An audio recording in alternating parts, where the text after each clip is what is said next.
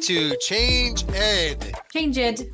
your favorite, top-rated, most listened to in the entire state of Hawaii podcast for educators by educators. And I'll tell you this is free. There's no extra cost for this. Wow. We are changing the landscape of education through these podcasts with these conversations, one episode at a time. And I'll tell you what, Patrice, we got a pretty good episode today. Another one. And this, we're not just saying it either. No, we are not just saying it. This is the thrice time that we've had this guest on this podcast. Is that how you use the word? I'm not sure. Yeah, thrice. It felt right until you questioned me. Thrice time. I don't know. We're going to have to look at that up. Thrice. Please don't. Let's not look that up.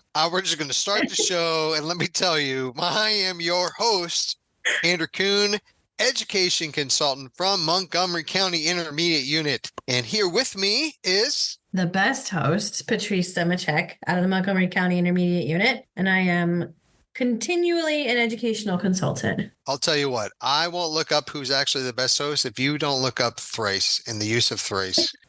Okay, deal.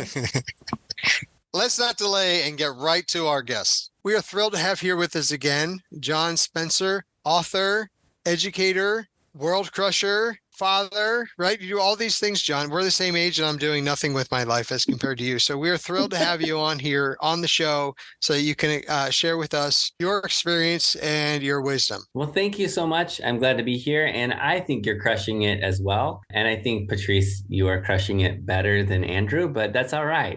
Everyone says that. Oh, yes, this is like a national thing. I get this everywhere I go.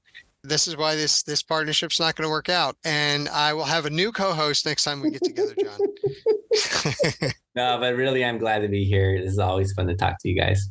Thank you. I was reading part of your book, and it's the whole idea of like being human-centered in a tech-infused world. So you're being human, but all of these things are here to help improve or to reduce that cognitive load we were talking about, or to help you be able to experiment and try new things. I think that's brilliant. I love that. And I wrote down all of it.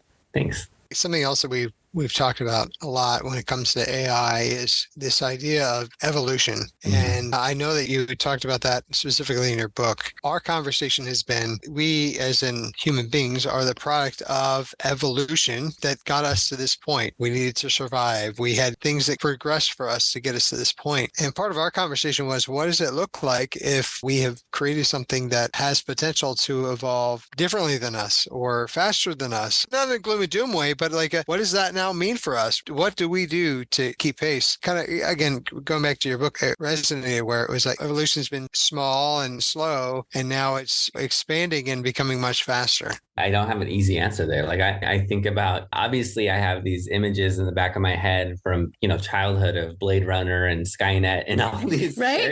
Every time I think of that. Yeah. Right. And then I'm also reminded of this other reality that all technology is a trade-off, and we have to think very wisely about the trade-offs that we're making in the moment. And we have to take on a role of humility and recognize that we can't always predict what those changes will be, good or bad. And so I think it's where ethics becomes so important, right? Like we as educators have to be ethical thinkers about this stuff. And that's where I think the shift in what we're teaching and how we're teaching needs to really come into play. Like we no longer as educators have to be the imparter of knowledge. We have to teach kids how to think differently so that when they do interact with chatbots and the stuff, deep fakes and all that other things that are happening through AI, like my kids, I'll tell you, if it's on YouTube, my kids believe it. And so like, I think that's where we have to help our teachers and our students understand that the shift in education is not in what we know, but how we use what is out there for us to begin to think critically about it. Absolutely. Educators are being asked to do something that we haven't necessarily experienced ourselves. With AI, we're being asked to think critically in a different way and to kind of embrace it in a different way, but also prepare students to think critically. So we're providing them with a launching pad. And I know there's been a lot of conversation in recent years with education about, we're preparing students for the future, we're preparing them for tomorrow, and we don't know what that looks like. But I'm curious on your perspective with the arrival of AI in the form that we are now discussing and experiencing, because as you said, it's been around for a long time. Does that change the conversation when it comes to the world of tomorrow? Are there things that we might know now that we didn't know before that we could discuss differently? Yeah. So I think with the arrival of AI, what we now see is our world is about to get much, much more unpredictable. It's already pretty unpredictable, right? So our students will need to be adaptable. I think it was in the book Empower, I kind of came up with this analogy of like, for years, we've been taught this formula: work hard at school, graduate from college, climb a corporate ladder. Mm-hmm. And the ladder is now a maze. What's interesting is with a maze, what do you need in order to navigate the maze? When I talked with my own kids about this analogy, I don't know why I hadn't done this earlier. This year, I was just talking through this concept with them. They're not terrified of the maze. It's really interesting. Like I am a little bit. I kind of like the predictability of a ladder. My oldest said, and he's hyper competitive, super into baseball and stuff like that. He was like, I love the fact that in a ladder, you're competing against everyone and you're pushing to be the next in the rung. In a maze, there's an advantage of learning from others, working with others, finding new routes. You get to be creative. My middle son was like, yeah, I mean, a ladder's predictable, but it's not safe, right? If you fall off a ladder, you can die. If you fall in a maze, you just pick yourself back up and you can find new routes, and it's exciting. It's not boring. You're constantly finding new ways to get to where you want to go. And so it was interesting. And, my daughter was like, I find this to be really exciting. I find that it's not going to be boring. I get to be creative. I get to solve problems. For them, they were like, this is exciting. And I think in a world that's going to be a maze, we have to ask, like, what are those skills our students need? And again, it goes back to those deeply human skills, which have always been necessary, right? Mm-hmm. Creative thinking, problem solving. They're the things that districts have been putting for a decade on their portrait of a graduate. We know these things to be true. Ask any educator, ask any kindergarten teacher. Can you collaborate? Can you listen? Can you be empathetic? But now, in a world where so much is automated already, going back to the Industrial Revolution, automation has been around for a long time. Now that we have these algorithms where more of the thinking process can be automated, we have to ask, what are those things that humans do best? And I would argue it's contextual thinking, it's empathy, it's divergent thinking, it's that notion. And I mentioned this in the book, but one of my favorite analogies of this, or ways to think about it, is AI will always beat a chess master. But a chess master using AI nearly always beats an AI alone, right? Nice. And so, and I mentioned it somewhere in the book, I can't remember, but it's in my latest book. But I think about it that way. And so I go, okay, moving forward, what does it mean to prepare them for the future? I think we can predict that those things, contextual thinking, empathy, all of those will be more necessary than ever before. We still need the content.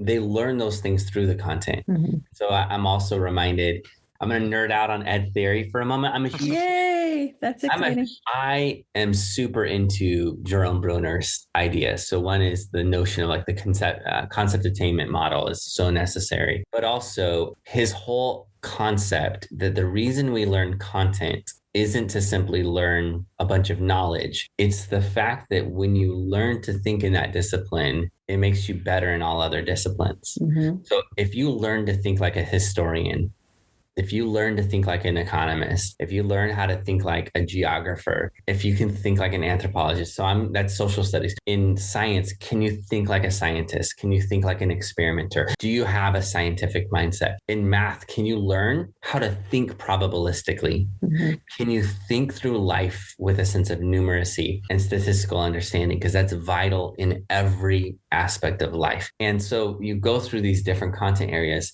Can you appreciate and learn to think critically about all the shows that you watch and think like a literary critic? Can you think like a great writer? Can you write well and read well and all of those things? And so I would argue, like, in a world of AI, learning to think well in your discipline will be the other piece that I think is really important. Yeah, what's so fascinating about that is in education, there can be such a push to integrate everything and blend it all together. But yet what I'm hearing from you is there's also some great strength and power in being able to kind of have a focus. Yeah. But then the ability to, how do you pull that over to other things? How do you apply it to other parts of your life? Not just having a single track mind, but being able to apply it and use what you learn from that specialty in other areas. That also And that helps integration. understand. It helps when kids are like, why do I ever need to know this? Like my 12-year-old's like, I'm in algebra right now. When do I ever need to use these formulas? Well, if I can think like a mathematician, I can then be better at A, B, and C. So I'm totally stealing that too. I love it. And I think the sweet sauce is at some point, and there's so many ways we can do this in schools, is to get them to embrace those domains and then engage in that connective thinking, right? Mm-hmm. So how do you connect thinking like a historian with thinking like a scientist? One of the books that I just love that really shaped my thinking in education, that's not an education book, is Range. So I don't know if you've ever read that book, but in the book Range, he talks about to be really good in your niche area, which again, think about in a world of AI, you will have to have a niche where you stand out, right? Mm-hmm. Because AI produces a lot of vanilla. You got to have a unique flavor. But what he argues is to have that unique flavor, what you will need to do is become really good in multiple unrelated domains and then figure out how to combine them. Mm. So for example, I'll just give a sports example for a moment. Michael Jordan is one of the greatest basketball players of all time. He was never a leading scorer. He was never number one on defense. He was never the best three-point shooter. He was never the best at passing the ball and assists, but he was a solid B+ in every one of those areas. And then he figured out how to combine them, right? That's what makes you great. Mahomes is having a weaker season right now because his wide receivers literally drop the ball every time. Mm-hmm.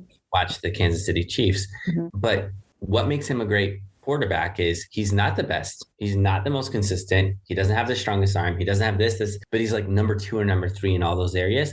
And then he combines them in a unique way. And so I think the same thing is true of like great authors, great artists. They've figured out how to combine those things. So like I love Neil Gaiman's writing. Mm-hmm. He is someone who truly is a writer who is an artist and who figured out, even when he writes text only and not anything visual, the artist mindset that he takes into his writing makes his ability to create stunning concrete visuals in a text. He's just better than any other author I know at that. He's so good at that. And so I think like that's where our students will need to land is, can you combine those things well? I love that. What's interesting is that I love movies, really enjoy movies. My kids love movies. We really enjoy watching them. And the one thing you said about movies resonated with me, like, can you articulate them the way a literacy critic would do? Mm-hmm. And so if I had one Achilles heel, it would be I would never consider myself to be a literacy person. But now you've taken away my kryptonite, John. Now I think Patrice would agree that I am a superhero in the world of education. Isn't that right, Patrice? Yep. And all the things. All of them. All the things. So lucky to know you. Well, John, we want to be respectful of your time. We want to make sure that we hit on all the points. This is a lot of really good stuff. I appreciate it. I just want to say, like, I've had fun. I have such a go schedule that like this week I'm off. And so I'm like, this feels like just chilling with fellow edu nerds. Like, this is a lot of fun. It is. It is. I love and my dog is so well behaved. I don't know if you see her back there. You give him a big old that's awesome. I'm going to use it as a badge of honor, being like, I'm an edu nerd. And you know what? I got that from John. Listen, John let's change our email. Yeah. That's how we should introduce ourselves from now on instead of that's great. No, from the Montgomery County. Speaking of badges, like I think I posted this online, but I created a whole set of badges that are introvert badges. I did see those. I love them because I'm one of those like extroverted introverts. Like I can be extroverted when I need to for work, but I would really like to just be quiet and be on my own for a while. So what's one thing I should add to my badge? Like what's one thing where you would give yourself a badge when you experience it as an introvert? I want to hear. Hold on, I gotta go see what you already have on there. I saw them, but I didn't. Well, don't worry, it could be ours. Don't worry. What's one thing that and this is going to sound really terrible. I enjoy going places with Andrew, and this can't be a thing, but I enjoy going places with Andrew because he is not an introvert. He he pews people. So we have Here this we go. thing Here we go, John. where he's like pew and all these people, right? And I love being the person next to that person because I'm in the conversation, but I'm not the one that has to do all of the work to get into the conversation. Because once I'm in the conversation, I think I'm good. It's the initiation of the conversation and like the small talk. I don't do small talk. I don't do it. And so, yeah. So if you can come up with a badge for me being the person next to the extrovert. I love it. Yeah, that's what I enjoy. And then after an hour, I'm like, okay, we're done. And actually, John, ironically, what happens is that people end up liking Patrice better, right? Like they're more gravitated to her. I'm like, I did all the work here, right? Like I hooked this fish, and now she's the one eating the fish. Every It time. happens every time. It's really, it's fun. That's so funny. That's my wife and I, though. That's why I think we work so well, because he does all the pewing.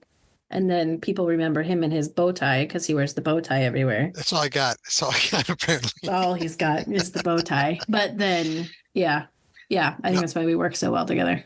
You know, John, I will say, I really do appreciate and have seen in you so much of your work is truly who you are as a person. The parts you were saying about asking questions, like you do that naturally. Really, that's part of you. Like you take an interest in people when you're in this space with them, and it's not even, you're not even working, right? Like it's just kind of tell me about your backgrounds, and we had a 15-minute conversation about backgrounds, right? Like it's just the conversation is very easy to flow, and I think you take a very genuine interest, and you listen and remember what people say and tie it back in, right? Like even in this podcast, you were like referencing back to something we just said 15 minutes ago, and I find that is a art form, and truly listening is not something that we do, but is what makes us human. And that's a skill that we can work to be human-centered of like, let's slow down and listen to each other. Yeah. We can use technology to communicate, but sometimes we should maybe actually disembark so we can have more meaningful connections and dialogues. I appreciate that.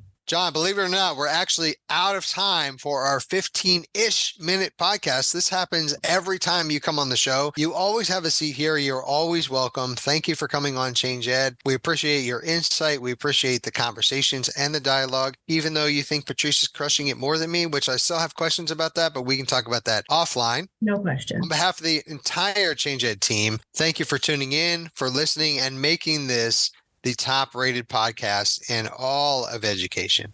We're here to remind you that to best help our students prepare for tomorrow, we need to have them stop trying to climb a ladder and prepare them for the mazes of the future. And subscribe.